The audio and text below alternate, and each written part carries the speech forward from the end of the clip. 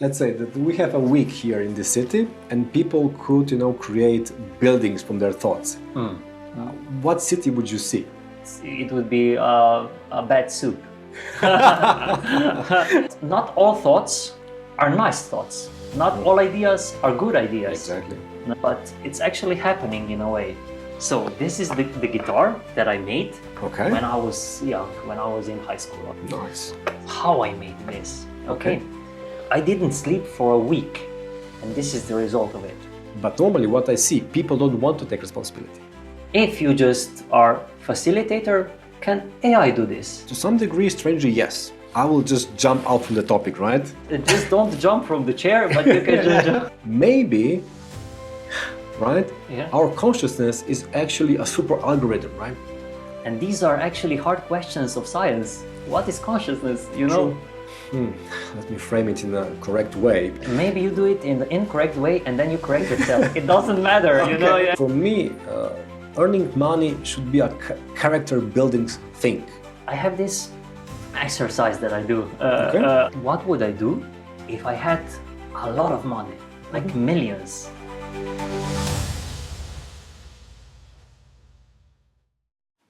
So, Matej, welcome. Thank you for having me. Yeah, as you know, I will start with 10 questions. Sure. As I always do. Can I just start? Are you Yeah, ready? sure. Okay, first question. What is your favorite place? Place. Well, the first word that comes to my mind is nature. To be more specific, I really like forests, especially if there is a small river or some small pond near the forest. But nature would be my favorite place. Yeah, that's the first thing that comes.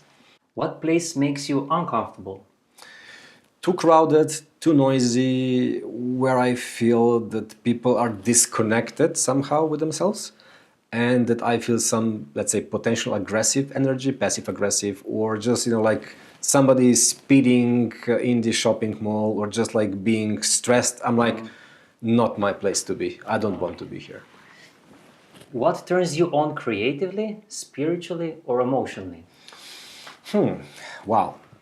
Well, there's one specific moment that really turns me on in terms when I feel that people are coming together to do something for the greater good.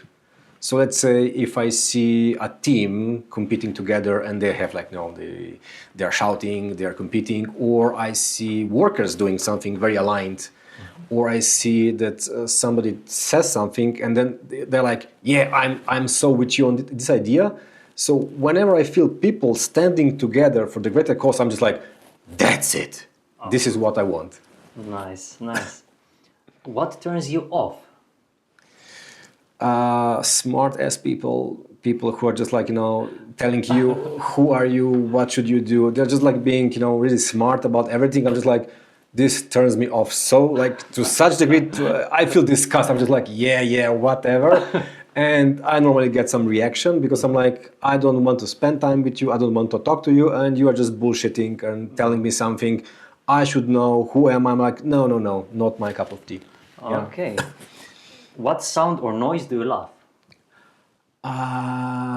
So noise sound. I really like birds voices. So like this summertime is amazing for me. So I like harmonious, more quiet, rhythmic sounds. So when I feel there is a congruent system or there is some meaning into this softness, I'm like so into that. And in terms of music, I have a very specific taste, I would say. So it's epic instrumental music, right? It's like this. So I'm not like I have this group. I'm not into pop. I was a rock fan when I was younger. But I'm so into epic instrumental music. Yeah, I'm just like, because it gives me so much energy and it lifts me up. What sound or noise do you hate? So too loud, too aggressive, and the sound that makes my mind goes into reactive mode. Like this bothers me. I'm like, so anything like too high would be like no. So, okay, the dentist, the drilling with construction, like it's too much. So the sirens from the emergency vehicle, like it's too much for me. So, and also the shouting, that somebody is screaming, I'm like, oh, not my vibration, not my, let's say, not my tone. Yeah. What superpower would you like to have? One would be really being so present all the time that you can really see past the reactions, the emotions, that you can see the truth by being present. That you're not caught in your own drama, but you're like here and you see.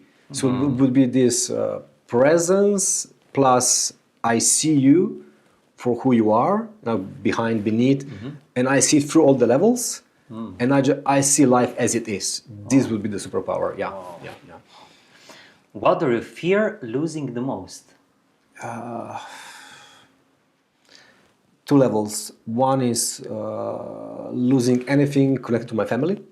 So I know that this is very, let's say, cliffy, and also like it's very, let's say, the usual thing that I say. But when I become father, like I just feel this, the loss of anything regarding this would be hurtful, and then I'm very aware. I'm afraid of losing myself because I know, there were periods that I was not so connected with myself, and I was like, no, I'm losing myself, and this is not a good thing. And I know when it happens, I know when it's slippery, and I'm like, no, I don't like how I feel about myself, and I see the corridor, I'm like, no, not there. So I see people slipping, I see myself slipping sometimes, I'm like, no, and I want to have this awareness to catch myself before that, and I see, okay, just like stand your ground. Yeah. What is beauty to you? It's I will start with life. So life for me is the biggest beauty it is. So life itself, the bursting of energy, the nature, the animals, we as a part of the life system cycle. It's like, wow, what created that? It's just like amazing. Life it's alive, and for me it's like, wow, this is like amazing. Like, so there is a plant, you, me, nature, birds, like life itself. This is the most beautiful thing for me. Then underneath of that, when I see a harmony inside life. So when I see, let's say, if I would see a nice picture, if I would see a very beautiful flower with a structure and harmony, I would say, this is beautiful. So harmony.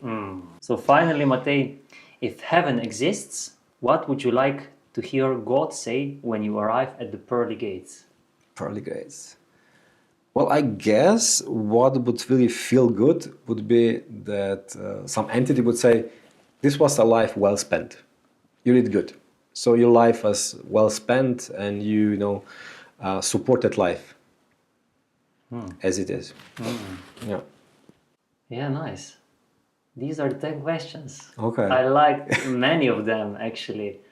Nice. I share, actually, it struck me, I share the music, the taste of the music with you, actually to the point, to the dot. Oh, I'm surprised, but nice. Yeah. I was a rock fan in the past. I'm still, but nowadays I like epic music, the movie music. This lifts me up. Lifts me. Yeah.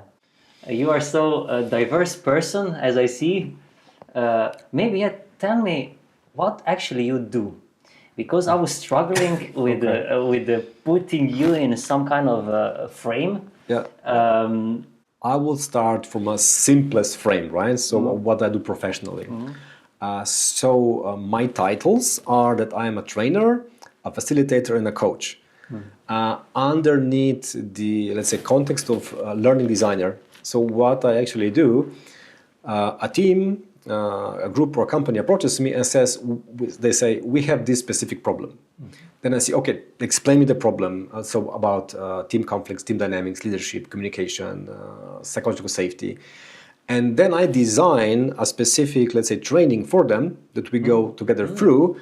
But this training is designed for them specifically, about for their people, for their needs. And there are different teams and companies, right? So I have to really find and feel and see what can we do together So they will go beyond their barriers, so they would connect, they will learn something new. But I'm more of the facilitator. I would challenge you, I would ask you questions. I wouldn't be the smart guy, you should do this, right, trainer, but I would be, look, you're saying this. If I ask you this, how do you feel? What would you do? What are the micro steps? So actually I am doing a behavioral journey, learning journey for them, so they would be better, right? But better in their own context, what they want to achieve. Sometimes this is not, let's say, the same, then they realize that there's something else they want, this is okay. But I'm into education, corporate education, but I'm also working with men groups, and I'm working with schools, with teachers, and also students. And the funniest experience from this occupational thing was when I was invited to my own school, high school, when I was actually training my teachers who taught me when I was a high school grade. I was like, wow. This was so strange and so beautiful. And I started like, I know who you are, and they say, we know who you are. And I said, you remember it? You gave me the 1 grade when I was here. Oh, I don't remember. So it was so funny, and it was such a great feeling to give something back, right, to my teachers. Because I could give something back, because I was so inspired with some teachers, and I could give some inspiration back to them after 25 years, right? Oh, tell me this. If you can remember an exact teacher that really impacted your life. It's really nice, because I remember one teacher from primary school who really changed my life. It was an art teacher, and because of him, it was not that I decided to be an artist, because you don't decide, but he gave me so much that the high school and the college combined, the knowledge I didn't get as I did from him, Okay. Well, I would name 2 teachers because they gave me some awareness for different formats, right? So the simplest one was a sociology teacher. So I went to study sociology also because of that. He said, I think he was a teacher. The first sentence when we started the first class of sociology, he said, sociology will make your life better. You will understand people easier. I said, I'm up for that. I sign up for that. I want to understand people better in terms of culture and community, not individually. But he was talking about, if you understand society better, it's much easier to live, and you will also marry better. Okay, I'm also up for that, right? But it's interesting that you didn't choose then the history, for example, because from history you can learn. Well, I picked both subjects for the the exam, so the history and the sociology. But history, it was I can learn from the past, and I don't want to repeat the mistakes. And it was nice for me, but it wasn't so. Let's say, I'm just trying to find the word. I couldn't connect it so much with real life. Yeah, I know what you mean. Yeah, because history is history. It's history, exactly. Yeah. And I wanted to see, okay, this is now happening. It's a new phenomenon in the society, right? So let's say when technology really, bursted, right, with cell phones, internet, it was a new phenomenon. And for me, it was like interesting to see how it affects people, how we behave differently. Now I'm very interested in youth, how the mental problems of youth. I'm very like, what's happening with youth, right? And when I talk to them, I see they are different, mindsets are different, the way they talk are different. I'm like, what's happening, right? When the consumerism came, after the socialism in Slovenia, it was like, wow, what is capitalism? How it affects our lifestyle. So all these relationships were much more interesting than just pure history. Exactly. And then the second? It was the Slovene language teacher. I struggled with Slovenian language, how to read books, how to interpret the meanings for books. But she was so persistent with me. She was actually asking me additional questions, what I think about, how I feel about certain book. And with this, let's say, very dedicated awareness and dedicated support, I learned how to read books, like from the content perspective. What is the value from a certain character? Why certain character did that and not this? So I remember the books, the main ideas. So Antigona in the meaning of life topic.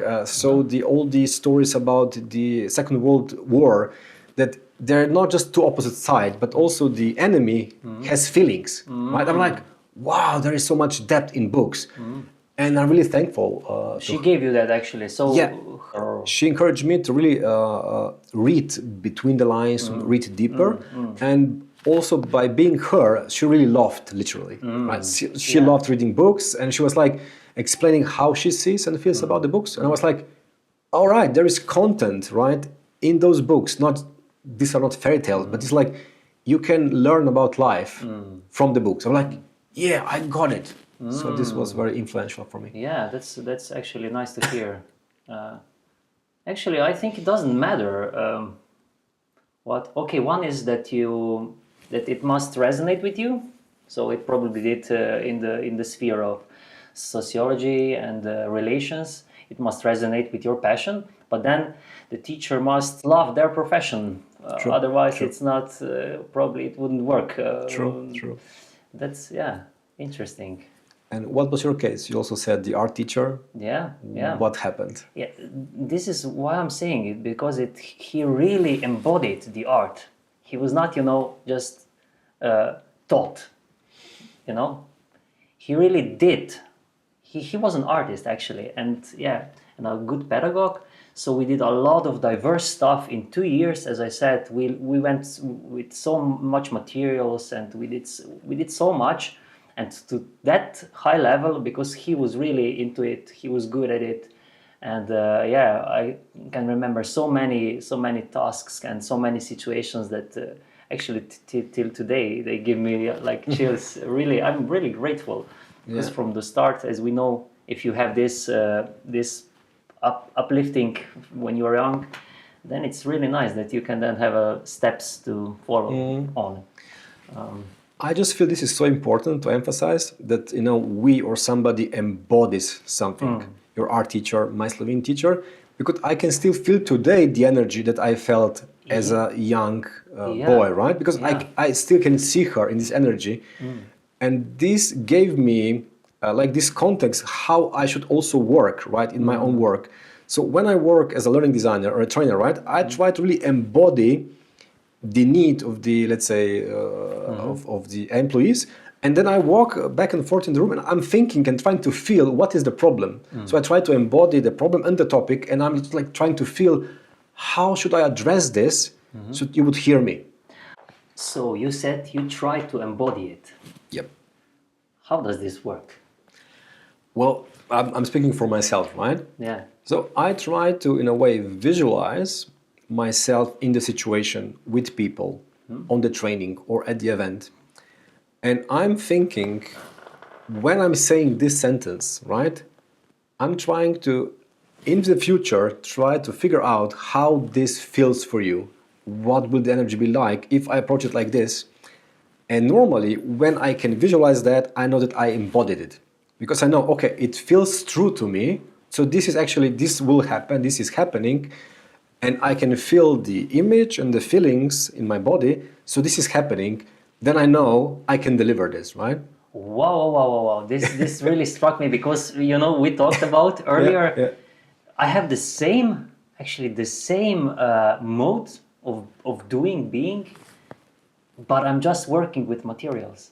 Okay. Explain. It's actually, as I could take your words and explain how I do architecture, how I know that some place or some object works or it touches me. It's the same actually. I have to visualize it, and then I sense it, and something strikes me. But it's visualization. But my point is that I don't do this with people as you do. Yeah. Isn't this interesting? Yeah, well, I would say this is like, some, as I imagine it, like a life is working through you, right? You're trying to find, solutions, and you're bringing your awareness, and you're open, to find, let's say, a solution in architecture or a solution in training, right? But I'm looking at this from this angle. So we're trying to move something or to bring more life as an essence to people or the materials, right? And when this process is happening inside me, right? Yeah.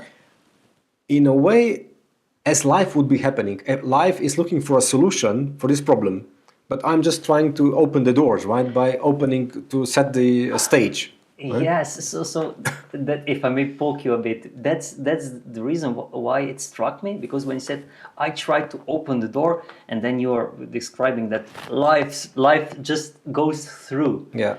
Who is then that opens the door? That's another question. Yeah. But maybe it's some kind of openness, readiness, then that gets that watches itself or gets sees itself. And then it just works if you are not maybe pushing it or trying to do something, or maybe explain how exactly this mode happens in detail. Well, if I just talk about, let's say, the very pragmatic, down-to-earth feelings, right? Not talk about the consciousness and spirituality.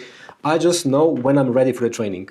I know, okay, I just know with my body. So look, I know how to deliver this. I know what will I say. And if I just imagine the participants and me, I say, okay, so this is the main point. When I say it, this is the impact. I know. I just feel it. I know. You know, but this happens naturally. Yeah, it happens. Okay, so the body says, or the body mind says, like, okay, this is, now you know ready. how to deliver. Yeah, okay. Then there's a training upcoming for me. I'm like, okay, I'm not ready. I just feel that there are so many question marks, so many holes in my, let's say, stream of consciousness. I'm like, how should I say this? How should I say this? I just feel that I'm not aligned with the topic yet, or the participants on this topic. And I have to now, let's say, digest through the topic and digest through the people and their needs. And I have to spend time on it. So this is how I know. I feel I'm not there yet. But this is you are talking now live when you're doing it, or beforehand when you're planning it. No? Planning it. Planning it. I'm planning. This is still the planning. The planning stage. phase. Yeah. So I can, if I'm aligned with planning, execution is so simple. It's also very joyful. Very. I can improvise because I feel the stream is there, and how I dance inside is okay. So whatever. Okay, just explain maybe how do you plan it? Because I know from materials world, for example, how to plan things. Okay. But how does this work in relations? So, tell me just an example. Okay.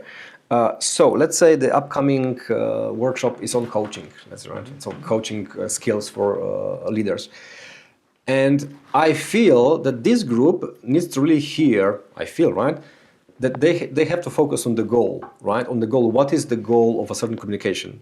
It doesn't matter if the goal comes from the participant or from them as a leader. So they need. I think it's very valuable for them to hear what is the goal, what is the purpose of your communication. As I feel this group, right? So I will emphasize this goal, and this is very aligned with me, that this should be one of the first starting points when I come to the training. Talk about the goal and the difference who can set the goal when we talk. Then I feel, right, and I know, right, that we have to talk about coaching skills, that I have to connect the questions to the inner world of the participants. Okay. Yeah. How do you do that is the question. So then how I do it, so then I design, the questions, the exercises, but I just know that this is the main point I need to deliver, and I feel this is the main point for this group. And when I set these main points, content points, I feel in my body I'm ready. So then I, experiment with the format, how I will deliver it. But this content has to be like delivered with these main points in mind. So this is how I prepare for the training. And when I have this, I know, okay, these are the main points, and the timeline, not so important. I will improvise with timeline. The exercises are good to be set. I will do that. But after I aligned the awareness and the content. What happens if you are not, if you don't come to the point that you are ready? I struggle a lot on the training because I have to then put more effort into getting the content and the points on the spot. So it's much more exhausting for me. And I really try then to connect, with people and just really listen. Of course, I always listen. But if I know the audience up front, it's much easier for me to prepare, right? And then improvise with the already synced topics in a way. If I'm not feeling the topics, I have to sync on the spot, make up exercise on the spot, and it's draining me. It's harder. Do you feel nervous then? Probably. Yeah, it's, you're more stressed out. You're nervous. You can see some questions doubting you. So you really have to become bigger on the stage. So preparation is key for my profession, right? But sometimes you are not just you're not, let's say, feeling the topic, but it's new. Let's say, how do you train artificial intelligence to people? It's new topic also for me. So I'm learning it, right, digesting it, but it's also the topic, it's developing so fast, right? How do you feel AI? Like it's an algorithm. How do you process this, right, and deliver? But I'm also working on this topic in the same way. I try to feel what they should, hear. What should they feel about the AI as a topic, artificial intelligence, right? Yeah. And it's the same process for me. And it's then just probably creative flow takes you over if you're on the spot, and then just flows probably. Yeah, when I have the time, right? When I have the time, right, for the creative. Sometimes, I have so many trainings and so many topics. I have to then, let's say, find the golden middle ground. Say, okay, I feel just two main topics. Other topics needs to be improvised on the spot. But I have at least two topics. And I know how to start with them. Then I will see what opens up with people, and then we'll go from there. Tell me a concrete example which was probably challenging, or that pops into your mind concerning that coaching.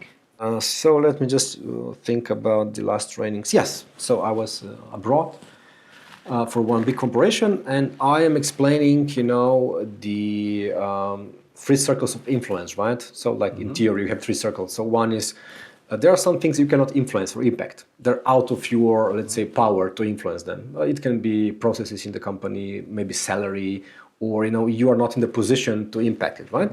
So if you stress about them, it doesn't make any sense, because you cannot impact it, influence it.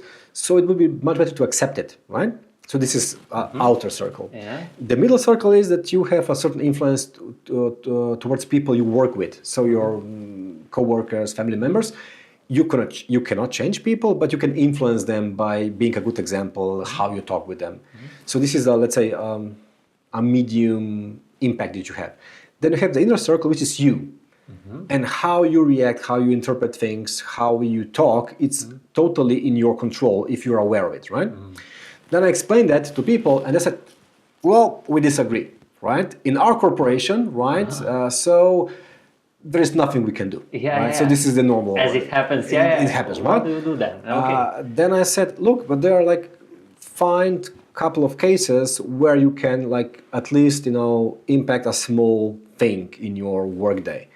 And they say, but Matej, you don't feel the corporation, you're the entrepreneur. I say, I know. This is one reason why I ask, because I can imagine that you come to a lot of different environments, and then sometimes people, what will you tell us now? You don't know here, you don't live here. Exactly. You don't, So this would be the most common, let's say, contra reaction to my work.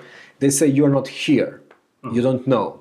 And I say, it's true, I don't know, right? But I'm still, let's say, talking with you, and I'm challenging you, but still, what are the possibilities, right? Because there are always at least a small thing you can do in terms of how you see things, how you prepare yourself, how you react, how you breathe into emotional stuff. There's always, let's say, in most cases, but they're always, I think it's always, something that you can do. Right? Even if I put you into jail, or they put us into jail today for some reason, right? And we had just have the the bed and the toilet, right? And there is a pillow on the bed, right? I can change the pillow, right? The position of the pillow, because it suits me better. I will have some freedom, right, of choice. So you can, in a way, take responsibility almost in any case. But normally what I see, people don't want to take responsibility. They say, it's the company, it's the culture, it's the environment, it's the politics. I'm like, it sure do impact you.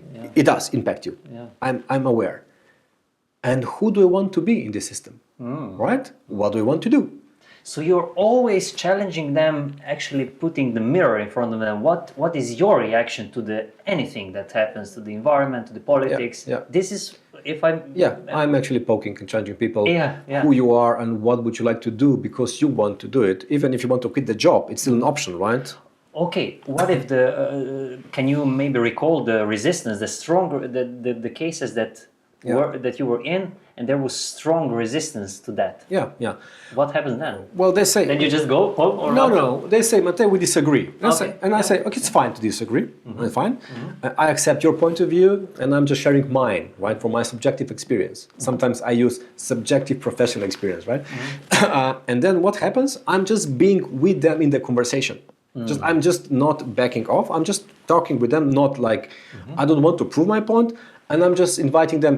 Can we just be in this conversation and talk about it and explore? And what happens normally after the initial reactions, people start exploring what they could do because I'm just being there with them. Because you're actually part of the moment that is right there and then, which is actually not connected to the past, because they have a firm, there is people they meet, but you are new in the situations for them. True. Isn't it? And this is the situations now, the situation that they have to deal with. Yeah. And one other thing happens, right? Normally, they don't have this space that people would listen to them really in corporations. They don't have this feeling that they are safe to express. And when I come, I say, look, I'm really here for you. You're my client, not the company. Okay, they pay me, but I'm here for you as a human being, as an employee. You can tell me if you want, right? What is the problem? When they say the problem, I don't say you're wrong or this doesn't make sense. I say, okay, I get it. But what would you like to talk about it? And they say yes or no.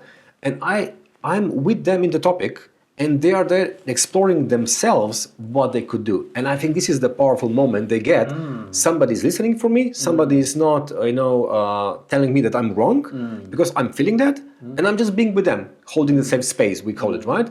And in this space, I'm just asking questions, being them, offering, let's say, some knowledge if I have it on the topic. And this gives them, the participants, the options that they can be safe with the problem. I have this problem, but I'm safe to explore it. Nobody judges me. There's no punishment. But is there an openness if they are in a group? Because probably a lot of times, as we all know, you could open up to person, when you're speaking intimately. But when you're in front of the group and you actually poke them in front of everybody, are they open enough? Or can you recall maybe specific situations that we don't just talk? Well, if I would come for the first time in the company or the group and then say, look, I would like to hear how do you really feel and what are the biggest challenges, nobody will say anything. Or some people will say. Right? That's my point, yeah. So when people are more connected as a group, they will tell more. But then it's my responsibility how to warm them up and how to set the stage for the safety. And what I normally do, it's a very nice trick, an exercise. I just give them sheets of paper and pens and say, okay, I not say this is anonymous, right? Just write in caps locks. I just joke. Just Arial 14 is the font, and I'm telling you three questions, right? And just answer them as honestly as possible. And I would say, so what is the biggest problem for you in the company? What makes you puke in the company? Just be honest, right? And you're writing this down. It's anonymous. The second question would be, what do you really need in terms of needs? What do you really need, right? And the third question, normally connected with the boss. So what would you like to tell the boss, or what the boss should do in your... Is he or she in front of them or not? It can be, but it's anonymous, right? It's anonymous, yeah. Okay, so they write the answers down. Okay. I collect all the papers, I switch it, I shuffle it, I give it back to them, and I say, just read it aloud, right? Just let's read aloud. And people are like so relaxed because they can read some other person's mind, right? But we all hear it. Whoa. So then in 50 minutes we have, let's say, the more realistic atmosphere, how we are. And people are like, then they're shocked. They're like, oh, it's so bad, it's so bad. And some people say, oh, I'm so relieved. Yeah. And I say, why? And they say, because I'm not the only one who feels that. Yeah. Then I say, okay, guys, then simple. So which of these challenges are in our domain that we can do something about it, our group? So we have the status, the power to influence it, and which are not. And then we discard the not, right? So like, we cannot influence the process or salary, but we can do this. What are you open up to explore and to make some action steps? And they're like, yeah, we can do this, right? But first we have to clear the fog, right? We have to talk about the real issues. If we just talk about something, I'm like, Yeah. What do you mean? I just imagine that the boss of the company gets the list, when it's shuffled, and it says, "I hate my boss." Yeah. which It could happen. Yeah. And it did happen. And there was one boss. It was a very funny situation. One boss was trained in Russia, and he was trained that everybody should address him as sir, not as you, but as a sir, right? And he couldn't really drop this atmosphere. So he was used to this. If you're my boss, I would say, yes, sir. Please, sir, could you sign this for me? It was quite awkward for the team, right? And with this exercise, actually, people wrote him, look, can we drop this sir thing? Because so they didn't like, the collective didn't like it. Yeah. But he was demanding it, or what was? He was just used to it. He didn't know that this bothers people. But it was quite a disconnect with them, because he was like, I'm the boss and you have to address me as sir. But between you're among them, you're just talking about you, a more friendly manner, right? So when he got the feedback, he changed it. So yeah, I have an anecdote about this. It's what happened to me probably 1 or 2 weeks ago. You were describing formal talk and how people talk about others, how they, what pronouns they use, let's say pronouns, okay? Yeah. And I was in one meeting, and in Slovene we have this formal talk, we use different V and T words, which is not in English. Actually, old English had formal talk, thou shalt not kill, for example. But so maybe people who can relate to this will know what we mean. And normally when we have meetings, when you first encounter, let's say in business, you use formal talk. Okay, this is a normal thing in Slovenia.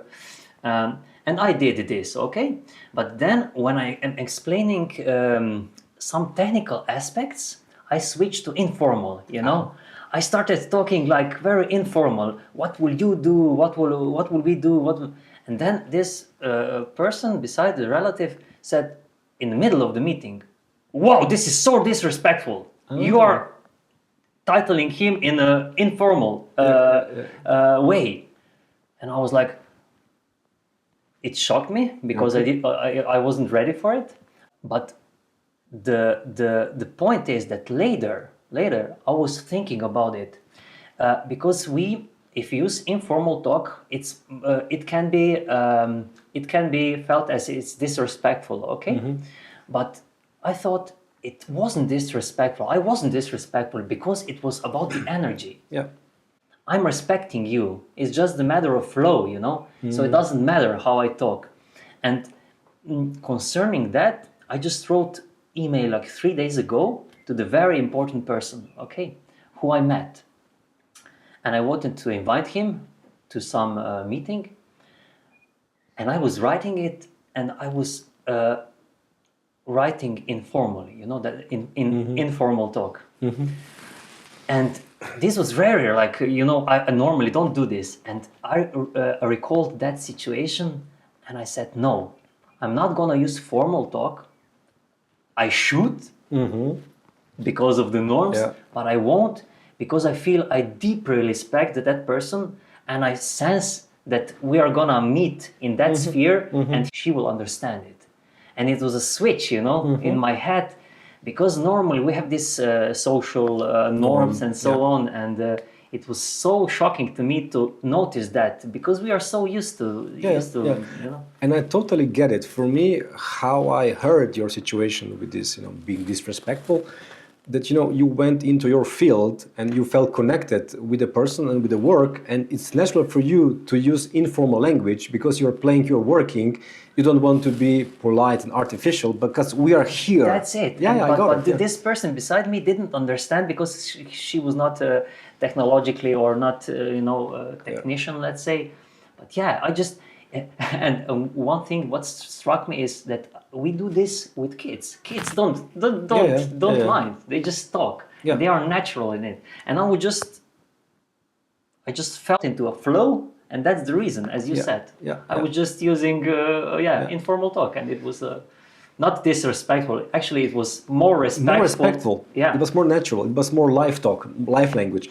I totally get it. And I'm constantly then seeing this, let's say, distinction or this challenge between informal talk, being connected with people on the workshops in life, or being respectful in terms of structure. What should I respect? For me, being connected is more important because I can really listen to you better. I can hear you. You open up.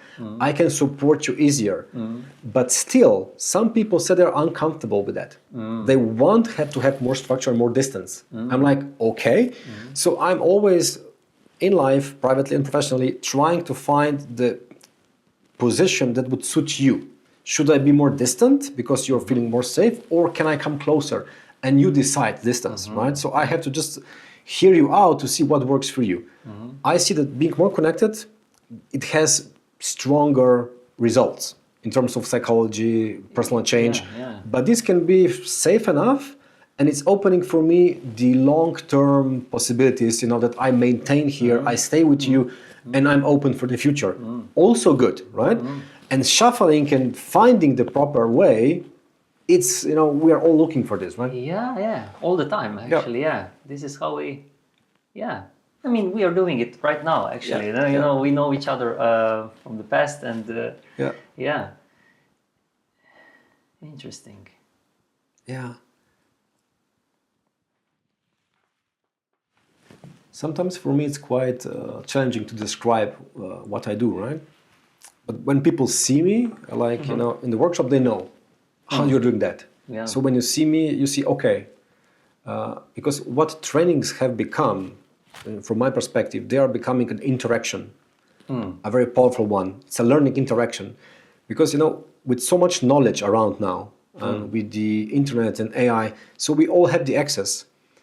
And my job is to find the way that works for you, that you learn things that you need, you want, and benefit you. So I'm the facilitator, I'm a supporter, I'm not the knower, what you should do. It's actually, I think, because we are in sync, I had the same thought as you did now about AI. I wanted to ask because, why not? AI could replace you. So the question is, if you just are facilitator, can AI do this? To some degree, strangely, yes, it can, right? It can. But where is the boundary? Yeah. So this is now more, it would be the intersection of technological and awareness talk, right? From my perspective. So AI is really developing fast, right? And what I see is also being very used for personalized trainings. So if I feed the AI bot with your, let's say, history, and I just tell them which courses you did, and I give them the slides and everything, so I will understand which concept you should know, right? So, and if you ask then the question to the bot, what should I do? They will give you examples, everything, and this is very useful actually. The questions. But where the AI, as its nature, right? It's algorithmic. It's a program, right? It cannot feel you. It can just process the data about you, but I can feel you. It's an energetic thing. Are you trying to say that? More in my opinion, yeah. Because actually nowadays, we have to maybe make a shift in our minds that we project ourselves 5 or 10 or 20 years ahead of ourselves, because we can now, if we talk now about AI is very, very rudimentary. Yeah. But still, 1 year ago, she or he or it didn't put like sentences, I feel you, and emojis. Yeah. It didn't do this. Great. But now it does. True. So now if we project ourselves 10, 20 years into the future, how much emotional frame could it put into the talk with you. But still, now the question comes, what she or he or it will not be able to do, and that's interesting to think. What will your job be in 20 years from now? Yeah. So I will now make, let's say, I will just jump out from the topic, right?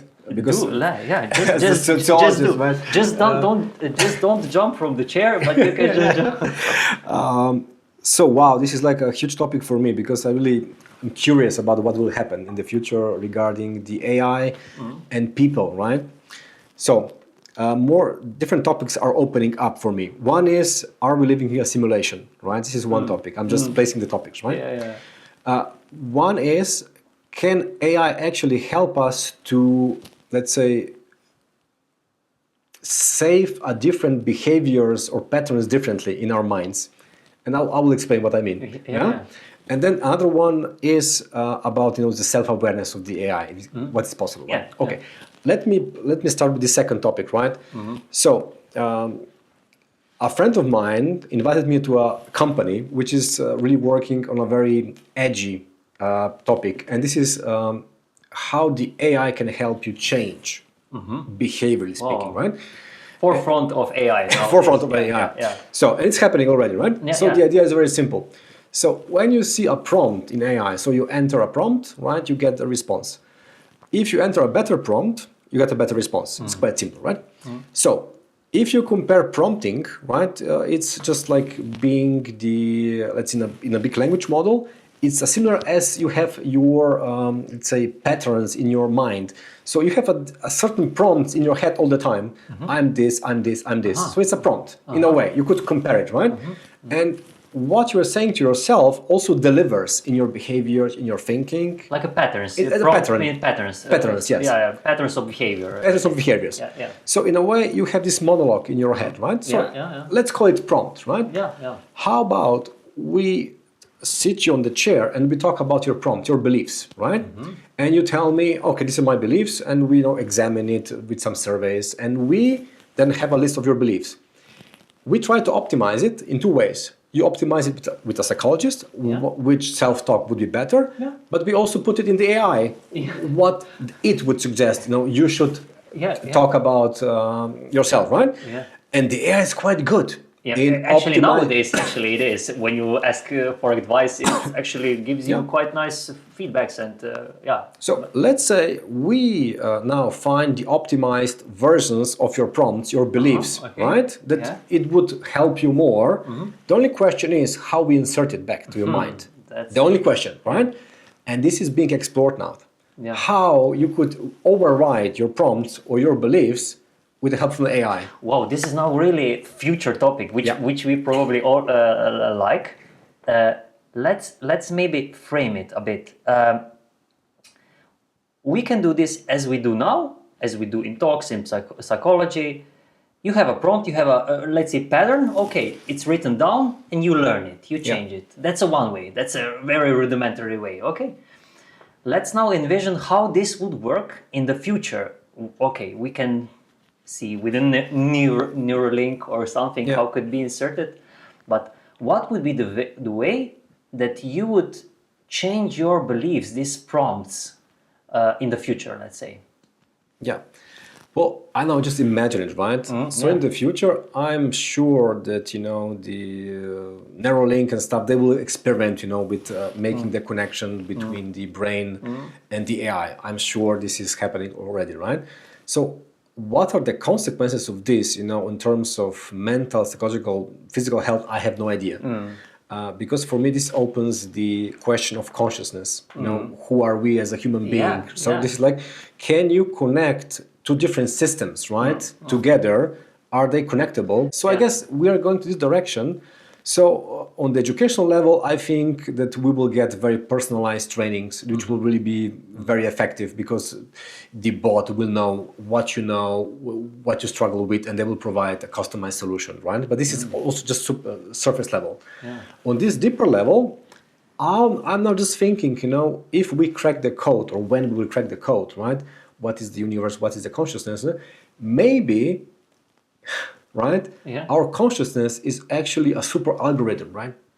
That's what I was thinking. Actually, it maybe we will come to the point that we will, the AI will advance to the point that we will see is just our, let's say, higher mind. That's the AI, the ultimate AI. And when I say this, maybe, from this point in time, we can say, oh, this doesn't feel right. But if you imagine, actually, this is actually happening right now, because we are connected to the world, let's say, through material things, I would say. I will not go specific. I could go with the watch, with the phone, but even if you throw this away, you're connected still. How? You live in an environment, and the environment is constantly changing. And how it's changing? That it integrates all the technology of the time in itself, okay? And we even don't notice it. We live in comparison to the past, in a smart houses, what people would think if they would come to here. Yeah. We just maybe think, nothing, we have to say. Nowadays we still have to say, okay? We have to say, house, warm me up. Yeah. Or I say, Siri, play me a music.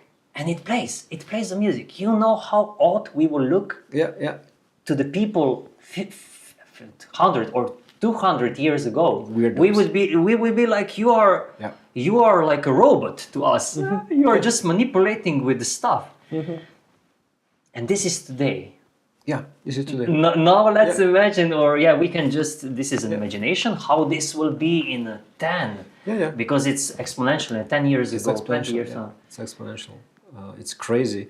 Now I just see how my mind has challenges grasping all the changes. Like, and I'm quite open-minded. But like for me, it's like, what's happening? Like it's amazing. Yeah. And what I was very fascinated with one graph, one statistics, right? So the speed of change, especially technological, is exponential. But the change, how we adapt to this, how we can accept it, it's like it's not changing. And the let's say the gap between the changes and our psychological ability to embrace it, it's like bigger and bigger. What will happen if we will not just go crazy? And this is not happening. I'm seeing people really have mental meltdowns, burnouts, anxieties. And if you check the statistics, especially in our country, right, it's like it's the worst ever. Right, especially in youth. So it's crazy. No, it is. People are on medication a lot more than in. But I'm not afraid. I'm not pessimistic for the future, because we as humans can really adapt. But for sure there will be, ups and downs, and probably we are now in a down. We have to really sink in or adjust to the fast pace of the life of the changing. Regarding the future and the past, I remember a very strong dream I had as a child. It's still vivid for me. So I was around 10, let's say around 10, when I dreamt very vividly that, if I think about a certain item, if I can draw it very specifically with all the parts, it will come true, it will materialize, right? And for me it was like, what a dream. But now this is possible, right? If you actually let's say, okay, now this thinking, writing, it's still being processed, but we have 3D printing, right? What you think about, you can actually create. And I was like so shocked when I started to think, that time as itself might also be an illusion. Where would I get these dreams as a young child? And now this is becoming a reality, but this was a dream for me, right? And I'm just thinking. And another dream that I had, it was about my future profession. It was like quite scary. So I dreamt one day that I'm actually being avatar in a very big simulation, and I'm teaching people how to go outside the simulation, right? So I would be the player in the computer game, going to other players and say, look, this is a game. Can you step out, because this is the simulation? And I was like doing this when I was young, right? And I'm seeing this is now happening, right? People, putting their VR glasses on, playing the virtual lives, and we have to say, look, this is not the real life, right? So it's the game, but still, when you also talk about the spirituality, also they will say the teachings. This is Maya, right? It's the illusion. This is the game. The circle of. Can you step out? And I was dreaming this as a young boy that this would be my profession. I'm like thinking, what's happening, right? Because we are going in this direction. And I'm thinking, how could I dream that if this is now, becoming aligned with my experience in this life? I'm like, this is weird, right? You were clairvoyant, I mean, the dream came true in a way, so it's coming true. for you in a way, isn't it? It's just now the matter of how you will integrate it in your life, because you will have to deal with it, or you will have to take it and frame it into... Yeah, but it's still weird, right? Yeah, I have one thing actually, because I'm very concrete. You were saying about how you dreamt and you envision it. Yeah. And then now it comes to life. Actually, where it is, I will show you if I may. Sure. There's a look at this. I must show you this. This is the guitar that I made when I was young, when I was in high school. Okay. Nice. And the funny thing is, it's very quite technological, maybe feet a bit, because it doesn't have screw heads. The guys that know about music and about guitars will immediately see. But this is not my point. My point is how I made this. Okay. I didn't sleep for a week, and this is the result of it. Mm-hmm. And when I say I didn't sleep, the idea of doing my own guitar grabbed me so strongly, mm-hmm. that I couldn't let it go, and it affected my life to the point that in the night I couldn't stop thinking about it. So I was just like dreaming and sleeping and not sleeping. I was envisioning how I am making it or how it comes to life. Mm-hmm. So actually, what I would do is I would go to sleep, but I would do the plan for the next day, execution plan to the details, and then I would just execute it. Nice. And when you were saying this, nice. When you were telling me this now, we are doing it now in a way with 3D printing, for sure. Now I'm, in architecture, and I use a lot of these principles. Now, let's imagine if this process of me thinking it changes. So from thoughts to matter. Yeah. This process changes. How I can just start thinking and have creativity, how this will affect my work, also yours, and really shift it, change it. It's kind of like alchemy, Mm-hmm. you will have thoughts, and you will be able to really fast and really in a sophisticated way put it into matter. Yeah. Isn't this? This is uplifting, also a little scary for me. Yeah, for me also. Because I'm thinking, okay, if I try to, jump into the heads of other people, I don't know how they're thinking, right? How do they think? How clear are their thoughts? And I'm worried, right? If this is the process that this ability comes to life, right? So from thinking to matter, I'm like thinking, wow, would I like to see that? Or will somebody hijack my mental process, right? Yeah, hijacking is always the concern, okay? Yeah. We are now, when AI is developing and integrating in our lives, we have much bigger fears, okay, that we can talk, which I maybe share. I don't have a fear because I said I'm optimistic, but it's a challenge how to live with that. I have a question for you, as an architecture. Yeah. If, let's say that we have a week here in the city and people could, create buildings from their thoughts. And as you know, people, right? What city would you see? So let's say that we have just one ability, mental ability. So I can envision the building, the colors, the structure, and it comes through, right? Yeah. And you give this ability to the whole city. So for 1 week, and they would be creating buildings. What kind of city would you see? Whoa! I think it would be a bad soup. Just let's entertain this exercise, this thought. What comes to your mind, you would manifest. Yeah. But not all thoughts are nice thoughts. Not all ideas are good ideas. Exactly. No? So that's the reason why we have professions, why we say one musician is, let's say, better, or his music is nice to hear, And concerning matter, that's the reason why some things work and others don't, isn't it? Yeah. And concerning architecture, it's nice to live in and so on, and in others it's not. So if you would have a mind of a medieval mind, you would build a castle. What would that do? And the other would have like a futuristic, I don't know what. No, it would probably be a mess. There would have to be some restrictions as nowadays are. Yeah. That's the reason why we have restrictions. Otherwise, we would just regurgitate all of the ideas, and that's probably the concern of our times, and the reason why I say that our environment is actually worse than it was 100 years ago. Worse meaning that it's not so cohesive, not so beautiful, let's say, because everybody can almost to one point to the degree do what you just outlined. Yeah.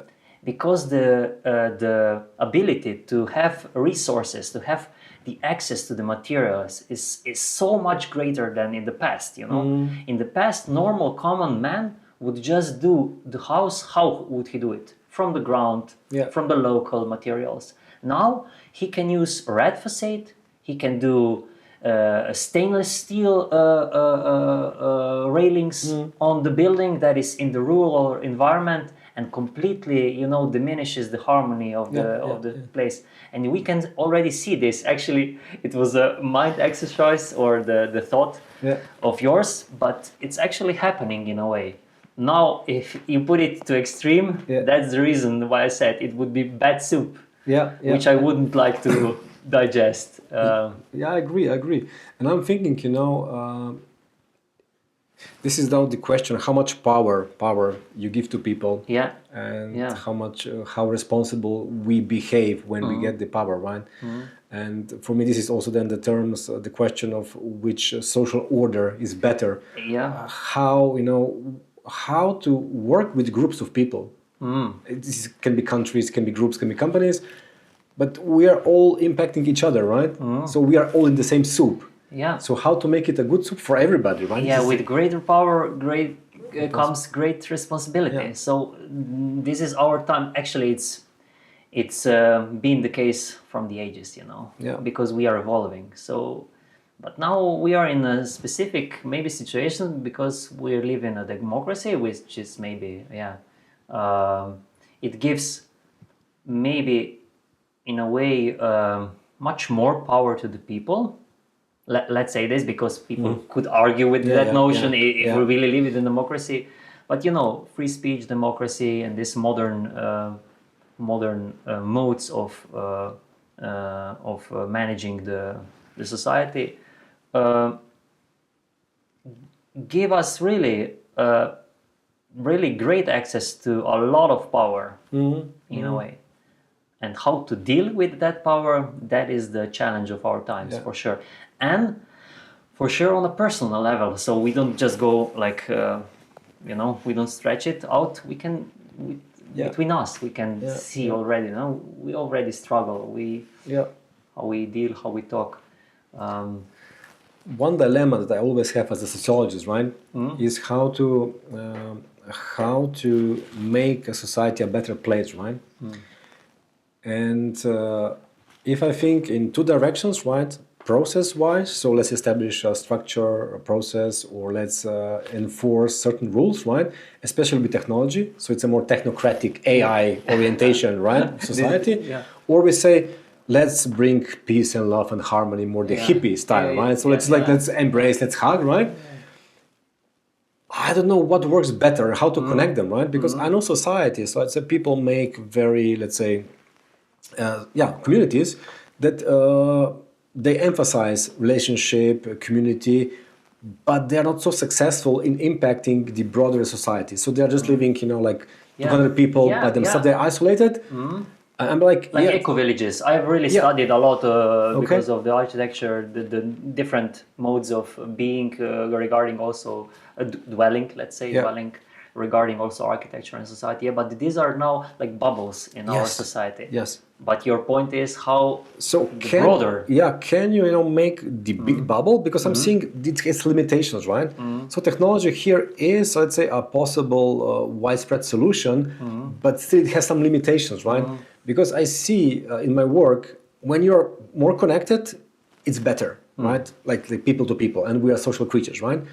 But how can we connect with the help of AI or technology? Because these seem like two different poles. Yeah. And I'm always curious, what will we do for the future? Because we would like to survive, let's say. Let's say that we want to survive, right? Yeah. We want to also try to have a better life.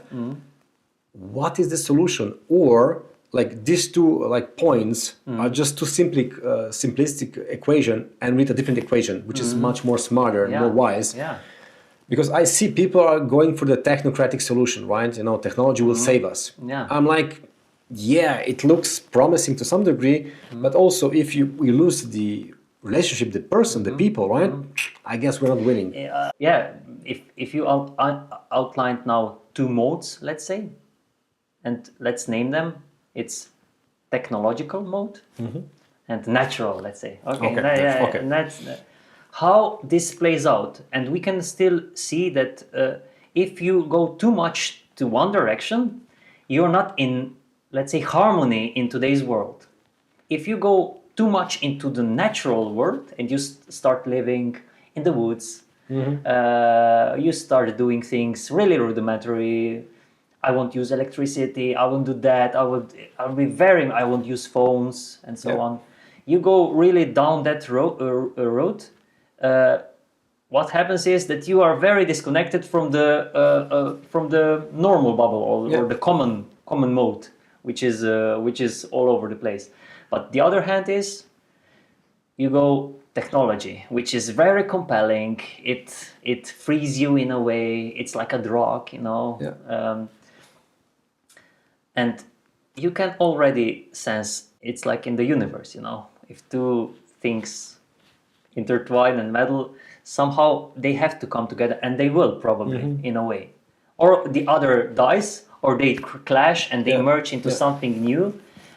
And how this new will look, we don't know. I don't know. Nobody knows. We can describe it a bit with the imagination. Physics can talk about it. We're opening so much topics. I'm like, wow. Yeah. It's so interesting to think, and it's also a passion of mine because I was talking with a girl a few weeks ago, and she asked me similar question, and I said I like both worlds actually. I like to be grounded, to take natural and to take history and all of this natural stuff.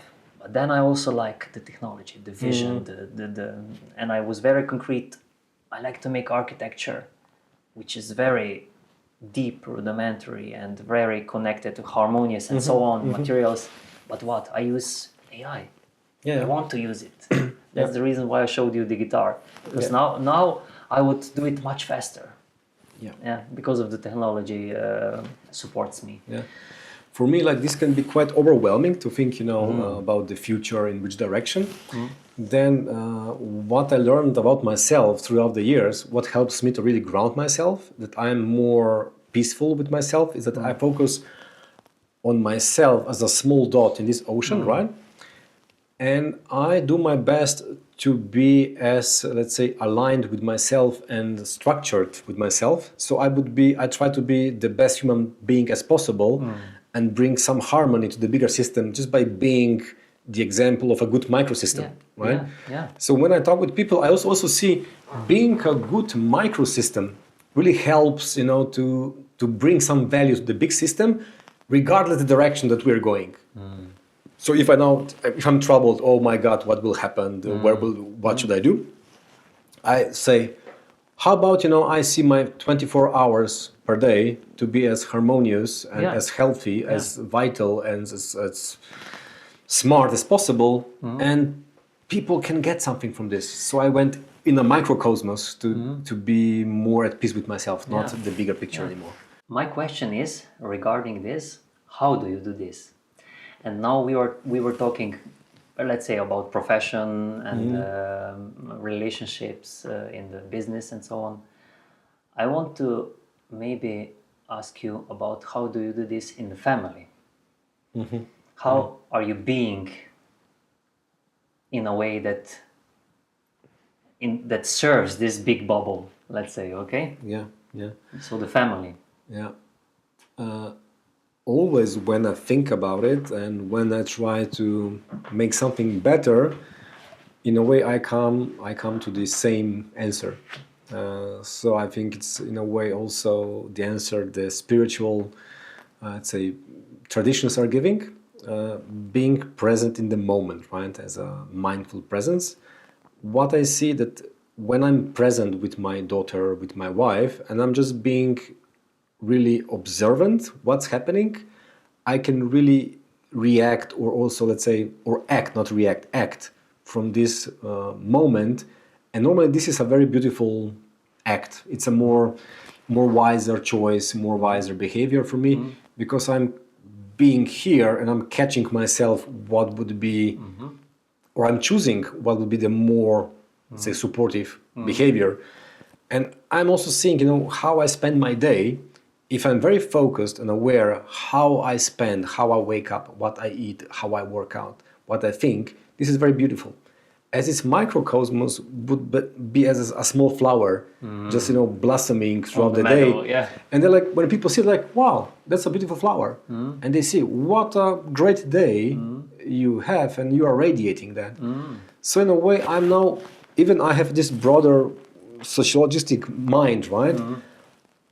I'm leaning more and more just to focus on how I spend my hours and minutes each day, because I think this brings the best value to me and my family and the society, that I don't overstress about bigger stuff, because I cannot impact them. You don't care so much about, you do, but not so much about the meadow. You focus on the flowers. That was great analogy, isn't it? Yeah, exactly. And I think this is something very important here, because some people see it as being egoistic, right?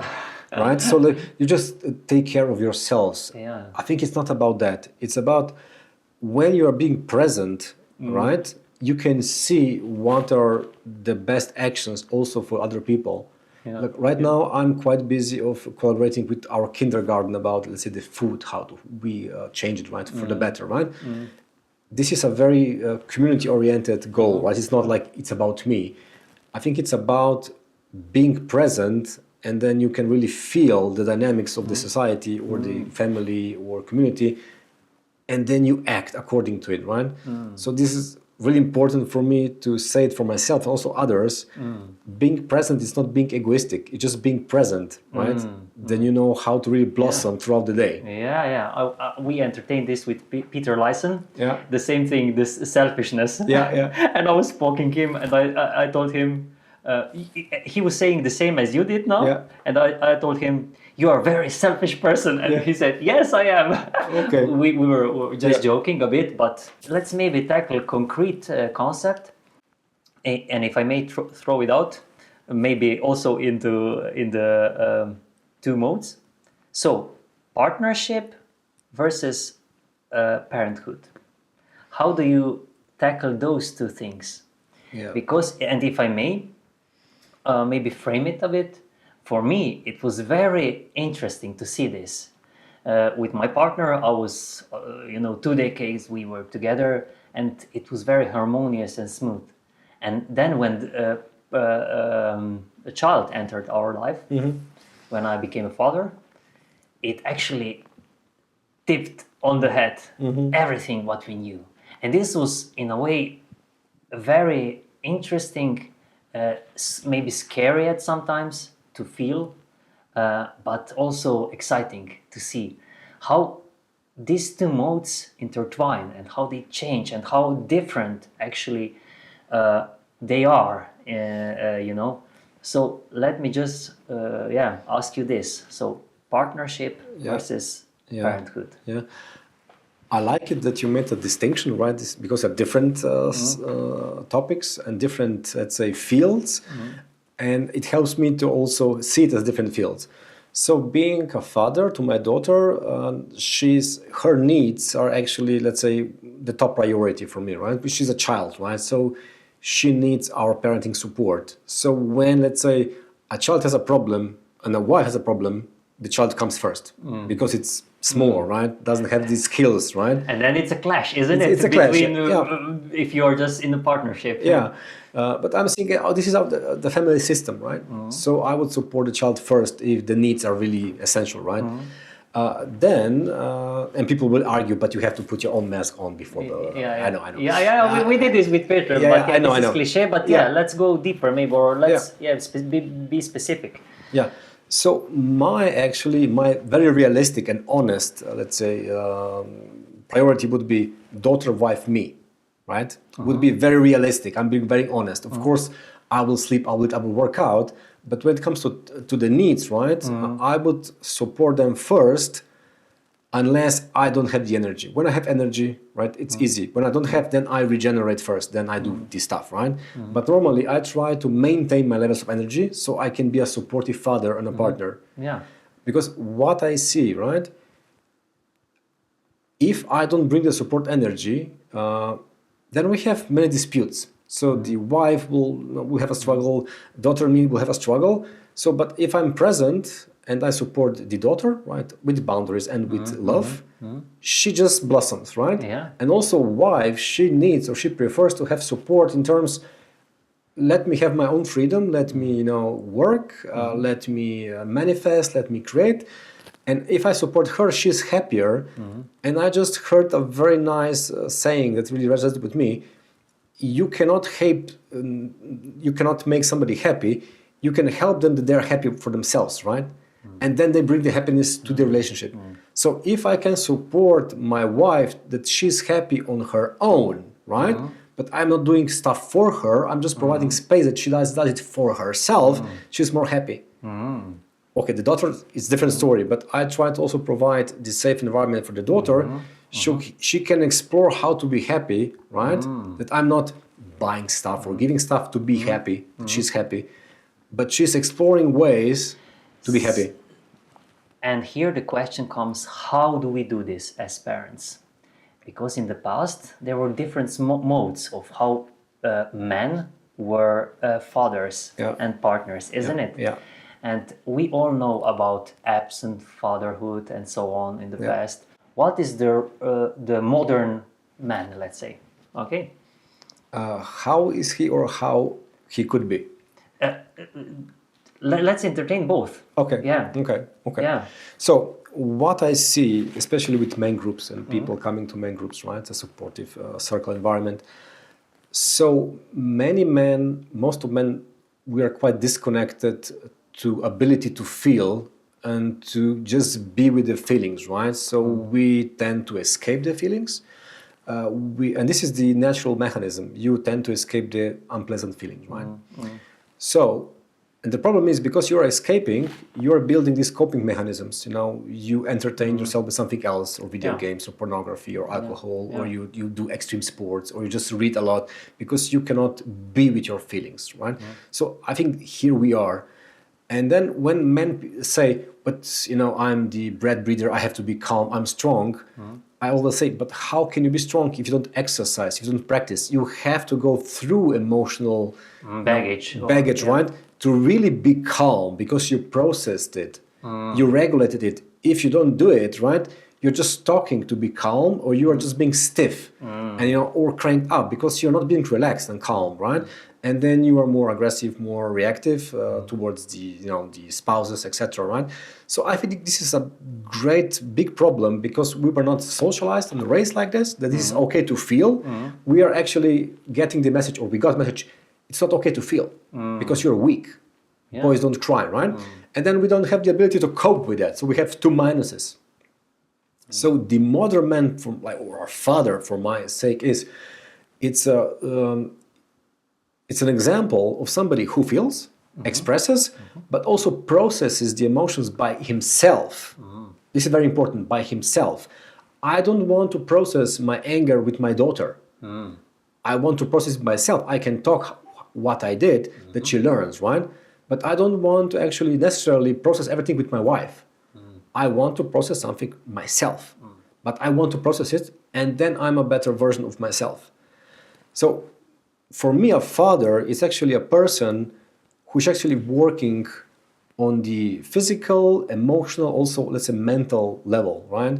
And I was very provoked with one sentence recently, and I'm really thinking about it. It was about men, and it went like this: a man should focus on the body, the money, and the family. And I was like, and where's the spirituality and everything? But I was like thinking, okay, if you're healthy in the body, you have the energy to support and defend the family, and you have a vehicle. You have a vehicle. You can play. So you are there. You're not tired. You're not fatigued. If you have the money, right? You bring this safetiness to your family, to your wife, to environment. You don't need to overspend, but things are available. You are more free. And if you connect both these, that you are focused on the family, you have a very good package because you are family oriented, not work oriented, but family oriented. Okay, what lacks here is the spiritual personal growth, right? I also want to be connected to the, let's say, higher something or nature. But yes, like body, very important. I'm seeing that I'm not doing enough, and I would like to. I see other men, just like neglecting themselves physically, and then you have the fatigue, low testosterone levels. You're not energetic. You don't radiate. You're just like grumpy and watching Netflix. Right? Like you are 25. Yeah, I'm like, come on, right? Yeah. So to have a strong body, to be emotionally available and actually vulnerable and authentic, and then actually to spend your let's say mental powers to actually build something. What I see, I'm very strong when I'm building something, creating, and also earning money can be a creation, right? Or then like, because it gives you a certain feeling. Maybe it's the inner competition, or maybe it's like I want to be somebody, but not in this egoistic sense, but I want to bring something to life.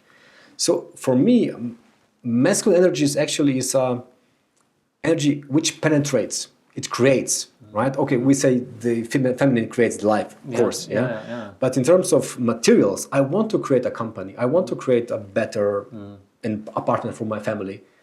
So what I'm seeing, what I want be developing as a man is take care of the body, take care of the family, right? Be a protective parent, not but just being present. Be a protector, be a guardian, be a mentor, and actually, take care of yourself also financially. I see that we are struggling with this money thing. It's bad, it's dirty, but I'm saying if I know how to earn it in a very good way, constructive way, I'm doing education, right? It's a let's say it's a good energy behind it, but I'm not stealing money or something, right? I can provide so much for my family and also for the environment, right? So I can organize other trainings for parents, which I'm doing right now, organizing stuff for parents, right? I think it's beautiful that you are using material energy for something which benefits the environment, right? Don't you see that young people, especially nowadays, focus on the money so hard that it's so prevalent in their lives, and they think that it's gonna save them from their life. But how do you see this when you have these groups or when you encounter men? This about this aspect of man as a provider. Well,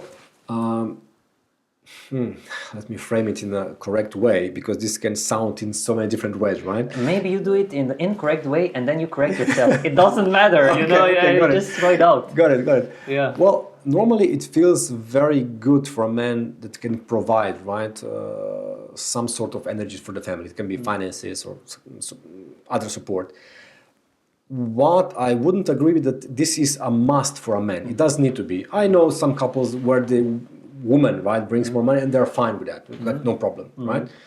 What I'm just saying, it's the wish to have a healthy relationship to money. What you described before, like chasing money, and this is just the end goal, and money will buy me everything. It can buy a lot, it cannot buy everything, right? I know many people from crypto world, like many people, and I know how it destroyed them, like psychologically. Like easy wins, easy losses. But if I compare, I have this comparison, a crypto millionaire, right? Maybe not healthy, volatile, money-wise, psychological-wise. Then I see the CEO of one company, providing jobs for people, working out, having these talks all the time, not being isolated, taking care. I choose this, right? Because it's more healthy way. He's bringing value and money to the society than this way. I'm not against crypto, right? I also trade crypto, right? We need to be very careful when I sensed your hesitation because you can really spin either word here and when you were saying and take it as a negative, but maybe let's just try to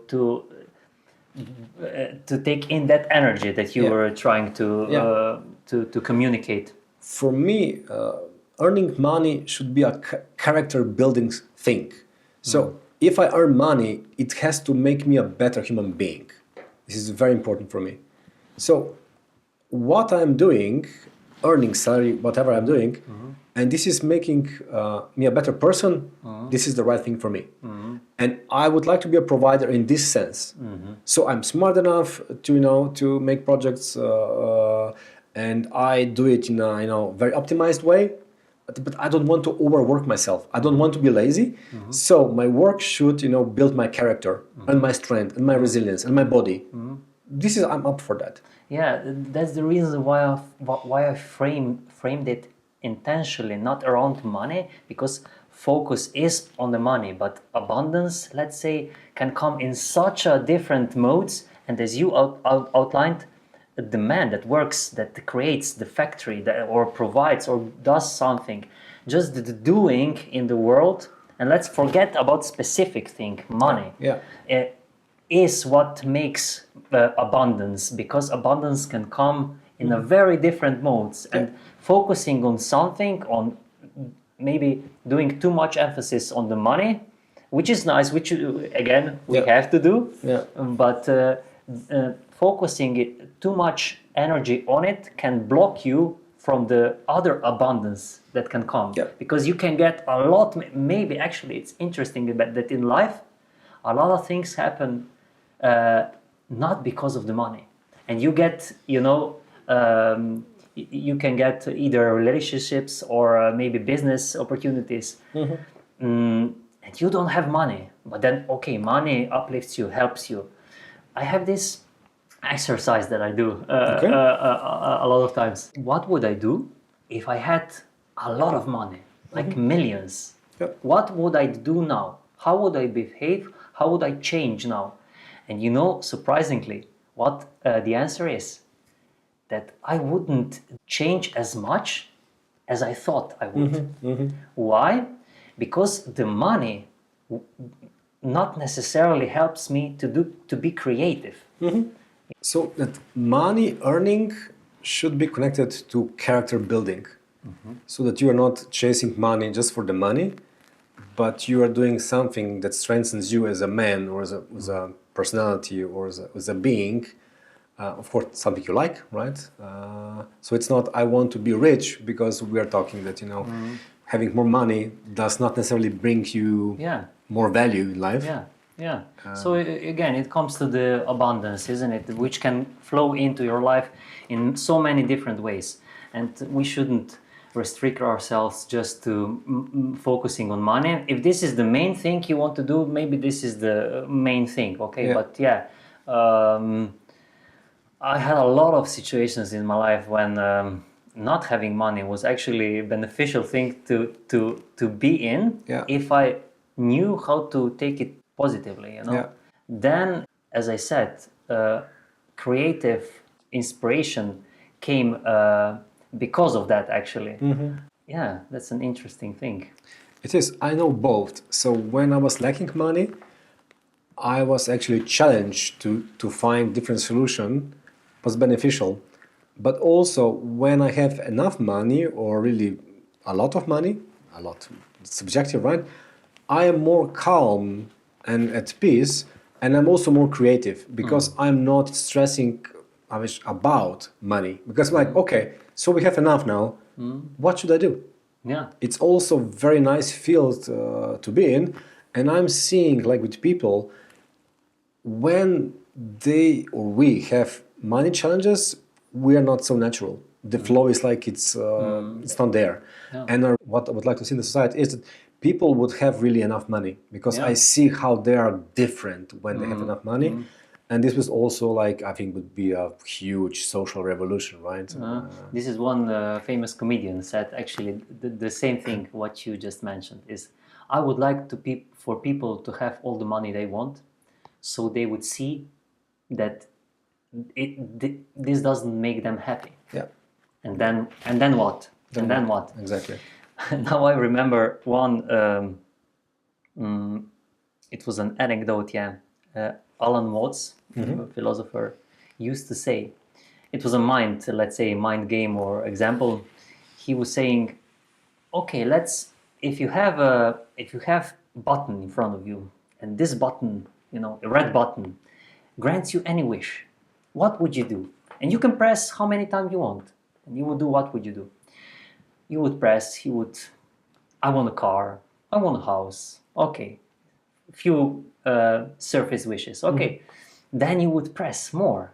You would have like, okay, I want great women, or a relationship. I want women to respect me, or anything. Then I would press more. Yeah. Then I would see, okay, I can do a lot with material things. I can do a lot with relationships. Everything comes through. Then I would start to dare life, I would press. I would do maybe dangerous things. And, Groundhog Day, you will still wake up. Press some more. Then you would try to be, almighty. Oh, what can I do? To the ultimate, no? This was my question from the start. What superpower would you like to have? Yeah. And there would come a point, he said, which is probably true, when you would be bored and you would wish to press a button, that another button would form and it would say surprise. Yeah. And then you would push that button. And what would happen is that we are now talking and living our life. This is a surprise. Yeah. I like the exercise, and what I really like, it reminds me, when you keep exploring, what you want, what you wish, and you keep talking about it, you actually really self-explore yourself. You find yourself, because underneath all the layers of artificial needs, right, you will be finding more, I would say, your own being needs. So I want to be healthy, energetic, I want to have energy, I want to be present, right? And I think it's good. It's good really to keep exploring, keep talking. And this is what I miss in today's lifestyles. So much rushing that we are able to talk about 3 levels, but they're like 100.